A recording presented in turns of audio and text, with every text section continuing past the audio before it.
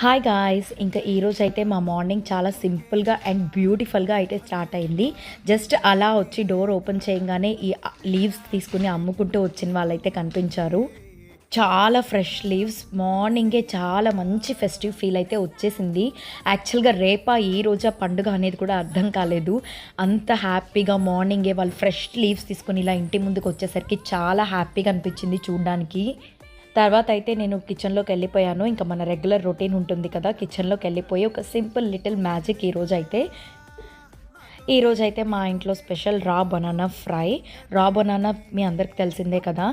రా banana benefits చాలానే ఉన్నాయి కదండి. Good for gut health, rich in fibre, controls blood sugar and weight loss friendly. ఇంకా చెప్పాలి అంటే మన హార్ట్ హెల్త్కి కూడా చాలా మంచిది. ఇక్కడైతే ఫస్ట్ పీల్ చేసేసుకుని నార్మల్ వాటర్లో పసుపు అండ్ ఉప్పు యాడ్ చేసి కట్ చేసిన పీసెస్ అందులో డిప్ చేసేసాను, సో దట్ అవి బ్లాక్ కలర్కి మారవని చెప్పేసి. తర్వాత కొంచెం ఆవాలు, కొంచెం జీలకర్ర, కొంచెం స్మాష్ చేసిన గార్లిక్ తీసుకుని ప్యాన్లో ఆయిల్ యాడ్ చేసేసి ఆవాలు, జీలకర్ర అండ్ గార్లిక్ యాడ్ చేసేసాను. ఇది సింపుల్గా కుక్ అయిపోతుంది, ప్లస్ అలాగే మనకి రిచ్ ఇన్ ఫైబర్ అనమాట.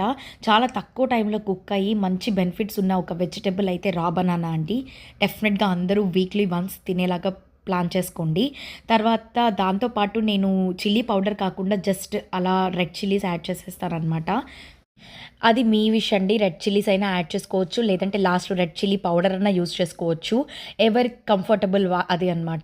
తర్వాత డిప్ చేసిన పీసెస్ని అయితే ఇందులో యాడ్ చేసేస్తున్నాను. అన్నీ ఫ్రై అయ్యాక మనం ఇలా డిప్ చేయకపోతే అవి కరువును పట్టేసి మనం ఫ్రై చేసిన తర్వాత కూడా మనకు తినడానికి సరిగ్గా ఉండదు. సో ఆల్రెడీ డిప్ చేసుకుని తర్వాత ఇందులో వేస్తే మనకి అవి వైట్గా ఫ్రెష్ పీసెస్ లాగే ఉంటాయి ఎప్పటికీ. ఇది ఒక సింపుల్ టిప్ అనమాట. అందరూ క్యాజువల్గా సాల్ట్ వాటర్లో యాడ్ చేస్తారు, బట్ పసుపు కూడా యాడ్ చేయండి, బ్లాక్నెస్ అనేది రాదు. అలా మధ్యలో ఊరికే కలుపుతూ ఉండాలి, లేదంటే అవి ప్యాన్కి స్టిక్ ఆన్ అయిపోయి మొత్తం స్మాష్ అయిపోతుంది ఆ ఆలు ఫ్రై లాగా. నేనైతే నాన్ స్టిక్ ప్యాన్స్ తక్కువ యూస్ చేస్తానండి, because it is not good for health.